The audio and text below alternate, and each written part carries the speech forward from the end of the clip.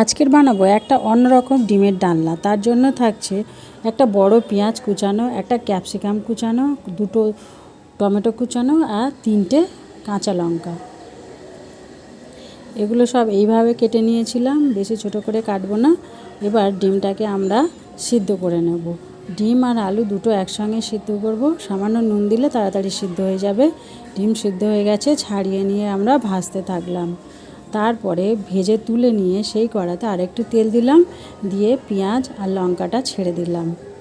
পেঁয়াজ আর লঙ্কাটা লাল লাল করে ভাজা হয়ে গেছে। এবার আমরা আস্তে আস্তে ক্যাপসিকামটা দিয়ে দেব। ক্যাপসিকাম দিয়েও কিছুক্ষণ ভাজতে হবে। ক্যাপসিকামটা দিয়ে এটা কিছুক্ষণ ভাজলে একটা সুন্দর সেন্ট বেরোয়। এই খাবারটা গরম ভাতের সঙ্গে খুব সুন্দর খেতে লাগে। একবার বানিয়ে তৈরি করে খেয়ে দেখুন, খুব সুন্দর লাগবে। ক্যাপসিকাম হয়ে গেছে, এবার আমরা টমেটোটা দিয়ে দেব। টমেটোটা দিয়েও কিছুক্ষণ নাড়তে হবে। আর টমেটো খুব তাড়াতাড়ি গলে যায়, তাই বেশিক্ষণ নাড়তে লাগবে না।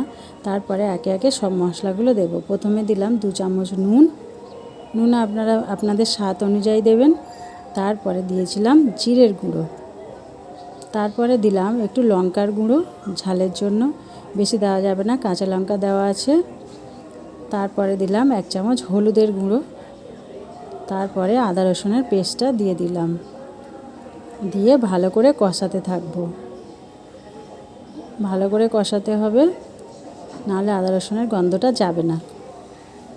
যাতে নিচে ধরে না যায় সেই জন্য আমরা উপর থেকে সামান্য একটু জল দিয়ে দেব, যাতে নিচে লেগে না যায়।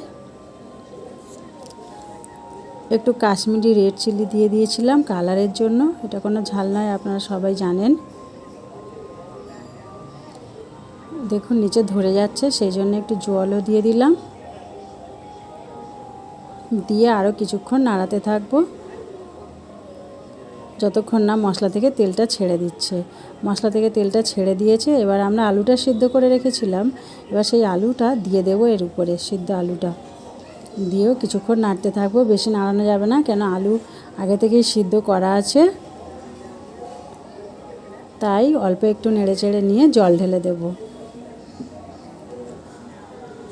বেশি জল দেওয়া যাবে না, অল্পই জল দেব। আপনারা আপনাদের মাপ অনুযায়ী জল দেবেন। তারপরে ফুটে উঠলে ডিমটা দিয়ে দেব। খুব সহজে রান্না হয়ে যায়, খুব কম সময়ের ভিতরেই রান্নাটা হয়ে যায়।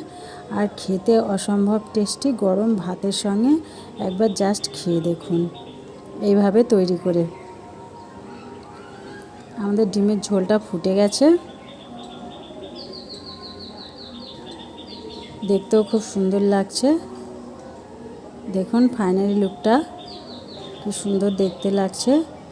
আর এই ডিমের ঝোলটা যদি ভালো লেগে থাকে তাহলে অবশ্যই আমাকে একটা কমেন্ট করবেন।